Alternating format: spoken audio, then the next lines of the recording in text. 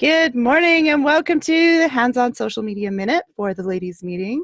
My name is Anyssa and I am online today with Lori Kingdon of Outside the Box Graphics. She is one of our members at the Ladies Meeting and she is an amazing branding artist. She's a graphic designer and she has her own company. She works on websites, graphic design, and helps people increase their influence with their look. So if you want to go to her website, it's outsidetheboxgraphics.com, where you can find inventive outside the box solutions to clearly define and differentiate your business in the market. Welcome, Lori. Good morning. What's the weather like in Vancouver? Hello, everyone. What's the weather like in Vancouver? It's cool. No rain yet, but again, the weather forecast is rain, sleet, snow, and possibly a thunderstorm. So I was a little disappointed when we didn't get that yesterday. So maybe we're more promised today. Well, and you live close to the water, don't you? So thunderstorm is exciting if you're on English Bay. It is so true. I'm about a 5-minute walk to the seawall. So loving that. And Granville Island. I've been on English Bay when there's been like one of those electric storms, and it's amazing. Oh, why do you think Tofino is so popular, right? I mean, people go there for the storm watching, so that's totally on my bucket list. It's snowing, and it's snowing up here in Whistler. It's like that beautiful chill snow, and you can hear the avalanche bombers going off in the background. So it's kind of an exciting Friday morning here. So we are here to do 5 hands-on social. Well, we always say 5 minutes. Hands-on social media minute, so that we can help our women at the ladies meeting build their brand.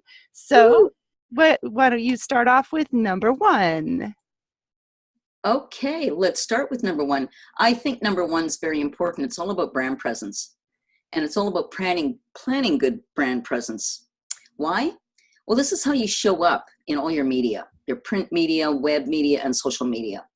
Good brand presence is clearly knowing what you offer, then conveying your message with consistency and continuity across all platforms with clarity. Awesome. There's so many times I've seen people who haven't been consistent across their different platforms, or even haven't taken up all their space on the online that they can. They're leaving money on the table. So number 2, how do you build your foundation? Okay, well, build a foundation, you need good bones. And by that, it's about how you visually represent yourself. So your logo, for example, is a pivotal point to all your print and web media. It's your visual voice of your business, and it's a magnet to attract the people with whom you want to do business. A logo that reflects your business and one that you love will help give you the confidence to say hello to your prospects. Awesome. I love it. And then also being culturally aware of colors and things like that. That's where a graphic designer in a certain location and knowing where your reach is going to be so important. So totally agree. I just tossed. Totally agree with you. I'd like to add to what you just said. Absolutely. And what you said is so true. I think this is the difference between good design and mediocre. Is a designer will take it to the nth degree to get those little, it's in the details. It's all in the details. And what I always used to say is, people will be like, I need a logo and I need it for tomorrow. And I'm like, no, stew is not made that way. A really good stew you sit with and you look at it and you let it sit for not a long time, but you take things into consideration. You get opinions. Does this need a little more salt? Does it need a little more of this? And when I start to describe it with a food connotation, people kind of get that good things are not made overnight. How true is that? It's like you've planted a seed. When a logo is needed for a designer, I take it away and my whole world becomes that process. And you're right. It is a process. It's not an instant 1, 2, 3, 4. Absolutely. So number 3, I was kind of alluding to before, don't leave money on the table. No, definitely don't leave money. Make sure your logo and your images are labeled to show you off and take up your real estate online.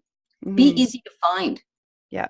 So many times I've seen people post their photos, their logos, anything that's, that is stored online and they haven't taken the time to label it properly and give it a good file name, where it's going to be filed, and that's money left on the table. There's another person named Anyssa online, and because she is an artist and she is a supermodel, she has labeled all of her stuff, because my goal is always, can I get on the first page of Google with my first name, just because it's a weird name. And there's also a Bratz doll named after us. So there's a huge challenge here to make first page of Google, and the reason she does it is because she labels everything so well. That is absolutely brilliant, Anissa. And that is a very vital point. A lot of people don't label properly. And unfortunately, that makes for a good website if you can label. Mhm. Obviously, like you said, keywords equal great SEO equals online presence and page one on Google. Well, and share, and a lot of people ignore Google Plus, and that is where, if I know that if I make a video and I share it onto Google Plus from YouTube, it'll load up to the internet and get out there faster than I were to do a website. So uh, everything labeled and getting out there and being searchable is all Google rules. Yeah, and Google, of course, is king, as we well know. Um, Absolutely. yeah, and I think you Number can connect anyway. Oh, Anyway, okay. Number 4, we're going to keep uh, moving. Build credibility one property at a time and one post at a time. you bet. So, good brand is built on and thrives on its goodwill. By using social media in a comprehensive and consistent manner, one can build one's business reputation with integrity over time, thus rendering credibility to one's offer. Absolutely. I know, for example, with Twitter, I know a lot of people ignore Twitter, but it's the one place where I can actually have full conversations. I've built a community of people that have actually met. So at Cornucopia, where I volunteer quite often, this year I volunteered, um, I actually met in person people that I had been conversing with online. And Whistler's a place where everybody comes to eventually, and I'd picked certain influencers.